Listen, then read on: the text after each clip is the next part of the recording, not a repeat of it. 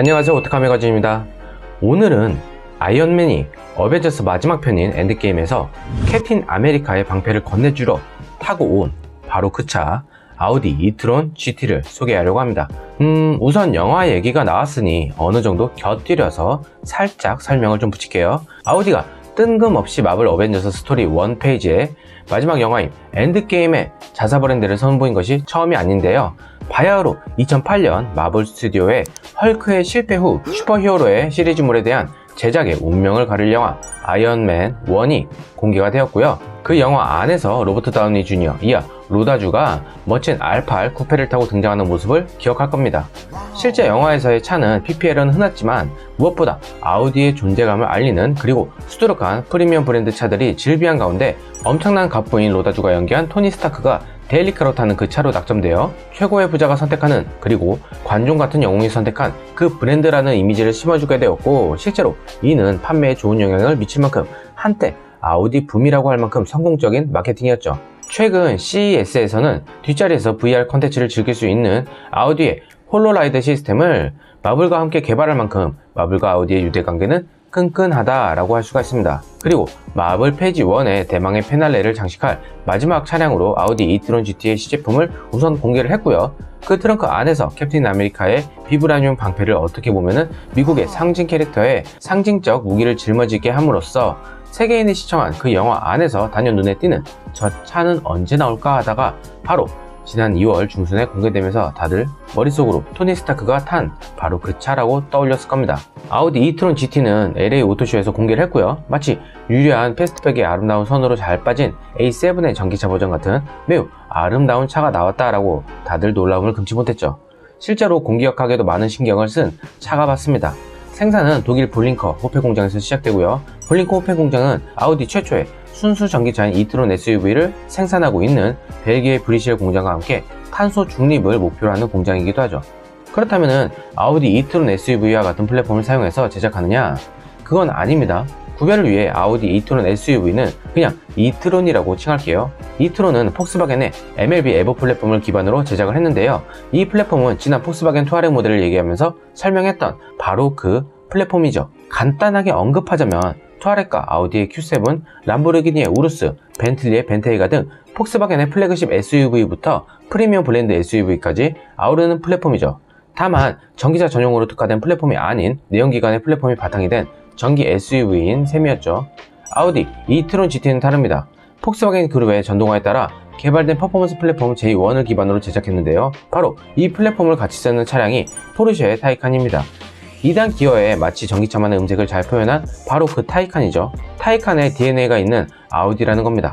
아무래도 브랜드의 이름값 때문에 타이칸보다 당연히 좀 더 낮은 금액으로 시작하는데, 시작하는 한화로 약 1억 1000만원부터 시작을 합니다. RS 모델은 1억 5800여만원부터 시작을 하고요. 우선 외관상 전면부는 아이언맨에게 컨셉트카를 제공했던 그 모델과 동일하게 조명회사답게 독특하면서도 세련된 아름다운 전조등이 보이고요. 이를 둘러싼 블랙 프레임이 범퍼 하단까지 감싸고 있고, 이를 기준으로 양쪽으로 커다란 에어벤트가 보이고요. 앞쪽 핸더 뒤편으로 뚫린 에어벤트 윗부분에 충전기 입구를 볼 수가 있습니다. 내연기관에서는 각종 크롬으로 꾸며진 그릴을 볼 수 있으나 전기차에서는 그런 모습이 아닌 공기역학적이기 위해 막혀있는 모습인데, 다만 그 특유의 그릴 형상이 나타난 모습이죠.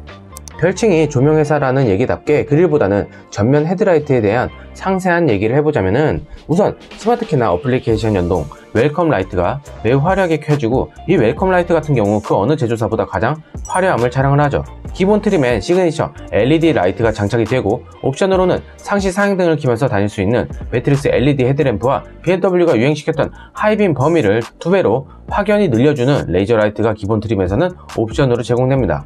아우디만의 유려한 측면 라인을 따라 리어 테일 램프로 가면은 전면부보다 더 화려한 웰컴 테일 램프가 맞이해주고요. 그 아래로 마치 듀얼 머플러로 특유의 배기음이 나올 것 같은 자리엔 메어져 있어서 전기차라는 것을 알게 해줍니다. RS 모델 같은 경우 머플러 팁으로 제공을 하게 되죠. 스포일러 립이 통합된 트렁크 라인과 좌우로 길게 뻗어나가는 라이트 스트립은 매우 고급지죠. 아마 기아 K 시리즈가 이런 부분, 이런 식으로 표현하고 싶었던 모습이 아니었을까 하는 게 있지만, 금액차가 워낙 큰 만큼 기아와 비교 대상 자체가 아니죠. 충전구 얘기를 해보자면 포르쉐 타이칸과 마찬가지로 좌우에 2개가 있는데, 이는 일반 완속 충전과 급속 충전을 분리한 2개의 충전구입니다. 이게 좀 호불호가 있기도 하고 국내 여론에서도 이 부분을 가지고 아이오닉5의 하나의 충전구로 자동으로 완속과 급속 충전에 대한 부분을 제공한다는 것에 칭찬을 하고 있는데요. 이는 저 또한 같은 생각이죠. 실제 오너분들께서 후면이 아닌 앞 핸드 쪽 그리고 좌우로 나뉘어진 부분 때문에 좀 짧은 급속 충전선을 제공하는 곳에서 상당히 불편한 모습을 보이고요. 아이오닉5 같은 경우엔 완속 충전이든 급속 충전 시 800V로 승합해주던 하나의 충전구에서 담당하는 모습의 편의성 제공에서는 참 좋다고 생각합니다. 이트론 GT 역시 타이칸과 같은 충전구의 구조고요. 11kW 교류로 충전하는 경우 하룻밤 정도의 완충이 가능하고 22kW 옵션 충전기를 사용하면 5분 만에 최대 100km를 주행할 수 있는 전력을 충전할 수가 있고 최고 이상적 조건에서는 5%에서 80%까지 충전하는데 23분이 채 걸리지 않는다고 합니다. 마치 아이오닉5나 기아 EV6가 소문을 내던 실제보다 오로지 소문으로만 떠들던 바로 그 사양과 같죠. 이는 바로 폭스바겐이 현대의 하이제킹에서 인수한 리막의 800V 승합 충전 기술이 들어간 겁니다. 절대로 아이오닉5만이 가진 기술이 아닌 현대가 리막에 투자금을 주면서 R&D 제휴를 맺어 사용하는 리막의 기술이다 라고 보면 되죠. 기존의 아우디와 매우 친숙하면서 다른 그런 모습을 보이죠.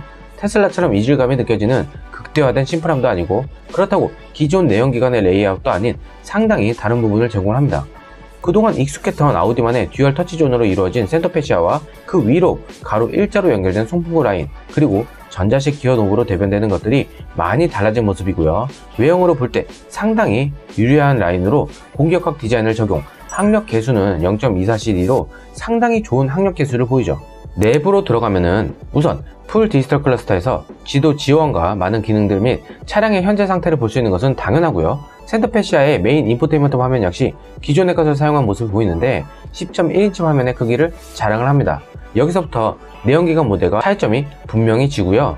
바로 우드 그레인이 K8처럼 폭 넓은 대시보드의 모양으로 사용되었다는 점. 다만 K8은 확실히 비닐로 덧씌워진 플라스틱 겉에 씌워진 모양이라면 이트론 GT는 리얼로 호두나무 소재를 사용해 확실히 물성에 대한 고급감 및 친환경적임을 강조를 했고요. 시트는 가죽 대신 인조가죽과 다이나믹화, 극세사 소재를 혼합하여 적용, 불편한 느낌 및 이질감을 없앤 모습이죠.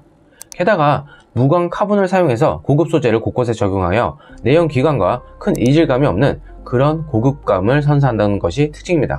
공조 조절 장치는 매우 좋게 물리 버튼으로 제공을 하고요.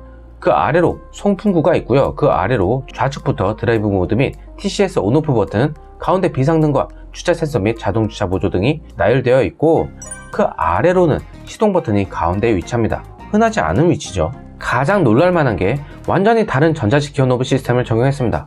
오토홀드가 적용되는 N단에서 위로 하면 리버스, 아래로 하면 드라이브 모드로 변경되는 방식이고요. 돌리거나 누르거나 그러는 것이 아닌 위아래 위아래 이렇게 반자동 슬라이딩 식으로 무빙을 주는 방식이고요. 풀 디지털 클러스터인 12.3인치의 버추얼 콕핏은 1920에 720 고해상도를 적용하여 운전자 시야 및 애니메이션 효과에서 물 흐르는 듯한 고급짐을 느껴지게 합니다. 메인 내비게이션에서 충전소를 설정할 경우에 도착 30분 전에 열 관리 기능이 활성화되면서 배터리를 식혀 급속 충전 시 더 용이한 열 관리를 할 수 있도록 돕고요. 이는 여름에서만 사용하겠네 라고 할 수 있지만 겨울에 반대로 따뜻하게 해주는 기능입니다. 센터 패시아 자체가 정면을 보는 것이 아닌 운전자 쪽으로 약간 기울어진 레이아웃을 하고 있는 게 다 보이죠. 2열에서는 급격히 떨어지는 패스트백 디자인 때문에 2열 거주성에 대한 것이 떨어지지 않을까 하는 모습만 보이지만 생각보다 그렇게 떨어지지 않다는 것을 보여줍니다.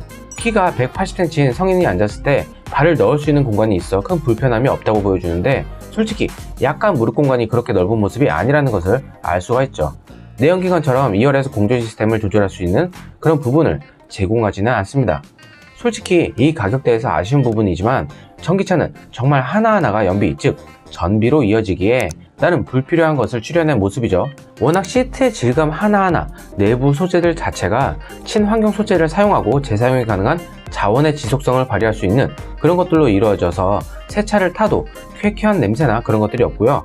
트렁크 용량은 405리터, 전면부에 있는 프로토 트렁크의 용량은 85리터입니다. 차체 크기는 전장 4990mm, 전폭 1960mm, 전고 1410mm, 휠베이스 2990mm를 마크하는데요. 모델 S와 비교하자면 전장은 10mm 더 길고 전폭은 4mm가 더 좁고 전고는 30mm가 더 낮으며 휠베이스는 30mm가 더 깁니다. 생각보다 고성능으로 먼 거리를 가야 하는 GT 차량치고 크기가 아주 작은 편은 아니죠. 다만 휠베이스가 약간 더 길지만은 트렁크 용량은 더 작은 모습을 보이고요. 만약 일반 세단으로 크기를 비교하자면은 가장 비슷한 게 아우디 A6 정도의 크기를 갖고 있다라고 보면 됩니다. 이 드라이빙 트레이는 순수 전기차로 1회 충전 주행거리는 최대 488km고요. 270kW 초고속 충전을 지원을 합니다.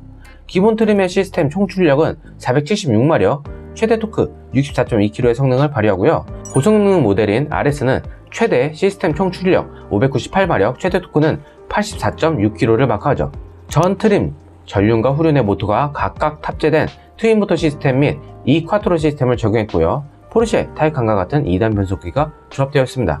일반 모델 제로백까지 소요시간은 3.5초 미만이고요. RS 모델은 제로백을 2.88초를 마크할 만큼 엄청난 성능을 자랑하죠. 이 일반 사양과 RS 사양의 차이점 및 전륜과 후륜의 모터의 차이를 설명하자면, 일반 쿼트로 사양은 앞이 175kW, 환산 약 238마력, 후륜은 320kW로 환산 시 약 435마력 모터가 탑재되고, RS 사양은 뒤쪽 모터가 335kW로 환산 시 456마력으로 좀 더 강력합니다. 주행 시 2.5초간 오버부스트 기능을 사용할 수 있는데, 이는 타이칸에도 있는 것으로 타이칸의 크로스 투리스모의 시스템 총 출력은 625마력인데 오버부스트 사용 시 순간적으로 최대 680마력으로 상승되는 퍼포먼스를 보이는데요.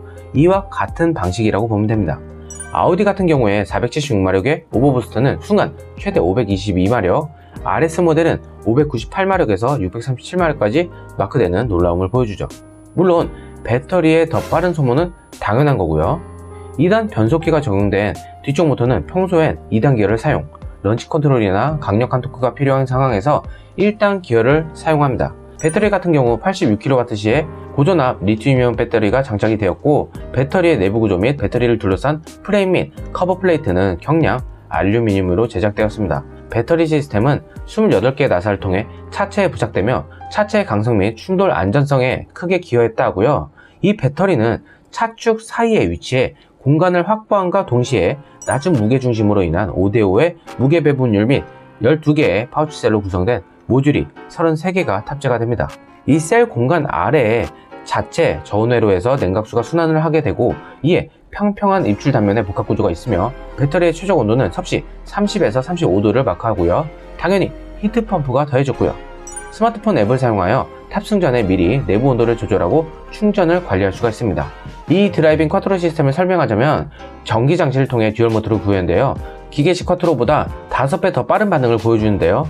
회생 제동의 단계를 스티어링 휠 뒤편의 패드리 시프트를 통해 단계를 조절할 수가 있으며, 효율성 예측, 보조장치 기능을 사용할 경우 내비게이션 경로와 온보드 센서 데이터를 기반으로 주행과 회생 제동 단계를 조절합니다. 회생 제동 단계는 총 3가지로 조절할 수 있는데, 가장 기본적으로 사용되는 오토매틱이고요.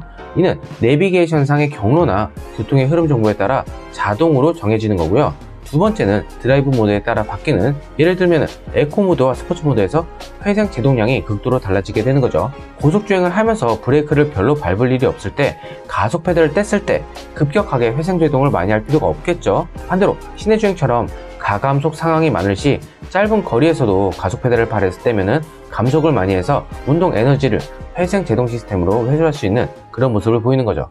마지막으로는 스티어링 휠에 달린 패들 시프트, 직접 회생 제동량을 결정하는 건데, 이는 전기차에 정말 익숙한 그런 분들이 직접 수동으로 조절하면서 운전의 재미를 느끼게 하는 부분을 제공한다는 거죠. 엔진음도 안 들리고 다소 따분하게 느껴질 수 있는 전기차 드라이빙에서 나름의 선택지를 준 것은 상당히 좋은 부분입니다. 이는 하이브리드 시스템에서도 패들 시프트의 역할은 같은 역할을 하죠. 전기 모터의 제동 시 최대 0.3G까지 감속할 수 있는데, 이 정도는 급제동이라고 할 수 있는 제동력보다 좀 더 작은 값 정도로 보면 됩니다. 즉, 약간 늦은 브레이킹 타이밍의 제동력이라고 봐도 무방한데, 생각보다 이 제동력이 굉장히 강해서 전기차 뒤에서 바짝 붙어 따라가다가 보면 급제동으로 오인하거나 보복 운전이나 시비거나 하고 생각할 수 있는 부분이기에, 일반 내연기관 운전자들 역시 이런 부분들을 잘 숙지를 하면 좋을 듯 하죠. 그 이상의 제동력이 필요할 때 기계식 브레이크가 개입하게 됩니다. 이 기계식 브레이크는 급제동뿐만 아닌 스포츠 드라이빙에서 같이 작동되도록 설정되어 있고요. 이 기계식 브레이크의 기본 사양은 일반 주철 브레이크입니다. 옵션은 텅스텐 코팅 브레이크인데, 흔히들 세라믹이 코팅된 브레이크라고 부르기도 하죠. 이는 브레이크에 끼는 먼지가 없고 디스크에 부식이 없어서 사용 수명이 길다는 장점이 있습니다. 게다가 내연모성이 더 뛰어나고 마찰 개수를 높여 브레이크의 반응성을 높이기도 하죠. 보통 서킷을 들어가기 전 브레이크 튠을 하는데 이 브레이크입니다. 포르쉐에서 옵션으로 있는 부분이기도 한데 아우디에서 처음으로 선보인 부분이죠. 아우디 측은 브레이크를 밟는 빈도의 수를 일반 브레이크 대비 90%나 가깝게 줄여지는 빈도를 보였다고 하고요. 수명은 30%가 더 늘어났다고 하죠. 이런 식으로 작동되는 쿼터로를 보완하는 디퍼런셜 락이 기본 제공되고, 세팅을 변경할 수 있는 리어 엑셀 디퍼런셜 락을 일반 모델에서는 옵션, RS 모델에서는 기본으로 장착을 하게 됩니다. 우선 이것을 설명하기 전에 아우디 최초로 3챔버 에어 서스펜션을 장착한 것에 대한 설명을 하려 하고요. 3챔버 에어 서스는 보통 상태에서 위로 20mm, 아래로는 마이너스 22mm의 높이를 조절할 수가 있고요. 이로 인해 차량의 성격이 달라진다는 설명입니다. 즉, 보통의 경우 긴 항속주행 시 사용하지만 고속주행으로 접어들면 마이너스 22mm까지 낮춰져서 공기 저항을 최소로 하고요. 아시아처럼 둔턱이 좀 상대적으로 높은 구간에서 높이를 높일 수 있는 부분이기에 상당히 좋은 물성 및 강점을 갖고 있습니다. 서스펜션 구조는 W15 구조가 사용된다는 점 참고 바라고요. 리어 엑셀 시스템을 탑재해 저속에서는 회전 반경을 줄이면서 고속주행 시 보다 안정감 있는 코너링을 도는 퍼포먼스를 선보입니다. 벤츠처럼 엄청난 각도로 선보이지 않지만 저속에서는 반대 방향으로 50km 이상에서는 앞바퀴와 같은 방향으로 조향이 되어 때마다 다른 코너 안정감을 선사를 하게 되는 거죠. 다음, 리어 엑셀 디퍼런셜 락도 전자식으로 조절하여 최대한 트랙션을 잃지 않으려는 모습을 보이고요. 이의 핵심은 다판식 클러치입니다. 이 다판식 클러치로 좌우 뒷바퀴 구동력을 정확하게 따로따로 조절을 하게 되는 거죠. 서킷에서 포뮬러 이머신 차량과 같이 드래그 레이싱을 하는 부분이 있는데 진짜 아슬아슬하게 거의 비슷한, 예를 들면 차 바퀴 하나 차이로 아슬하게집니다. 그 정도로 아우디 e-tron GT 같은 경우 굉장한 퍼포먼스를 보인다고 할 수가 있는 거죠. 퍼포먼스 뿐만 아니라 주행감을 선사를 한다는 거고요. 단순 모델이 아닌 RS 최고 트림이지만요. 주행 안전성에는 아우디 최첨단 ADAS 기능이 수입되는데 프리센스 프론트와 프리센스 베이지 및 차선 이탈 경고 시스템이 기본 사양이고요. 어댑티브 크루즈 컨트롤 기능을 포함한 투어 패키지, 파크 어시스트 플러스 기능을 포함한 주차 패키지, 그리고 볼보 시티 세이프티 기능 같은 시티 패키지 등으로 세분화된 옵션을 선택 가능케 하고, 나이트 비전 어시스트와 서라운드 뷰 역시 옵션입니다. 차 가격에 비해 옵션으로 선택해야 하는 부분이 상당히 많은데, 이는 내연기관에서도 포르쉐나 벤틀리가 ACC 기능을 옵션으로 해야 하는 것과 비슷한 맥락이라고 보면 될 듯 하고요. 이 모든 기능들은 센서 데이터를 사용, 주변 상황을 파악하고 계산하는 중앙 운전자 지원 컨트롤러를 적용했습니다. 이는 유럽에서만 적용되는 것이 아니냐, 그런 데이터들을 비교 분석하는 것에 대한 것과 정보를 제공받는 것은 한정적이 아니냐라고 할 수가 있지만, 그렇지 않고 오히려 국내에서 신호등 체계와 실시간 교통 상황의 흐름 등 이런 면들의 정보 제공이 더 강점이기에 이 정보를 마찬가지로 인증을 통해 지원받고 사용할 수가 있다는 거죠. 모든 것 하나하나가 정보로 기록되며 별거 아닌 기능들 같지만, 시티 모빌리티가 이런 작은 실천부터 5 통신 및 교통 흐름에 따른 자동 신호등 같은 변화들 속에서 시작하는 것이기에 우리가 피부로 크게 체감하지 못하는 사이 정말 많은 것들이 변하고 있다는 것을 알 수가 있는 부분이죠. 네, 오늘 소식은 여기까지고요. 테슬라가 쏘아 올린 전기차의 대중화 혁신에 전통적인 내연기관 브랜드들이 자사들만의 차별화를 통하여 시장에 뛰어들고 있고, 하이엔드급 전기차 역시 타이칸을 필두로 속속히 나오고 있습니다. 어느 전기차가 정말 최고다 하기에는 이젠 애매할 정도로 각자의 스타일, 즉 누구는 마감을 중요하게 생각하면서 크게 이질적이지 않은 친숙한 전기차를 선호를 하고, 누군가는 그런 거 필요 없어 자율주행 모드만 있으면 돼, 또 누군가는 350km 정도밖에 주행을 못해도 V2L 기능만 있어도 돼 하는 것처럼 많은 선택을 할 수 있게 되었다는 겁니다. 그러나 개인적으로는 문화와 마케팅, 그리고 슈퍼히어로가 탔던 미래의 도심 미래의 기술을 선도했던 그 아이언맨인 토니 스타크가 타고 나온 그 모습에 포스가 고스란히 묻어나온 이 차량에 대해 정말 멋지다고 하고 높은 점수를 주고 싶네요. 단순한 마케팅에서 끝나지 않은 아직까지 마블과 협력관계를 유지하는 아우디의 미래가 과연 어떤 문화 콘텐츠를 만들어낼지도 궁금해지는 대목입니다. 구독과 좋아요 및 알람 설정까지 꼭 부탁드리고요. 자동차 제조사들이 시티 모빌리티화를 이루듯이 저 또한 복합 문화 콘텐츠를 제공할 수 있는, 물론 그의 중심은 바로 오토 모빌리티고요. 그런 채널이 될 것을 약속드리며 더 큰 응원과 힘을 감히 바라봅니다. 더 열심히 하겠습니다. 감사합니다.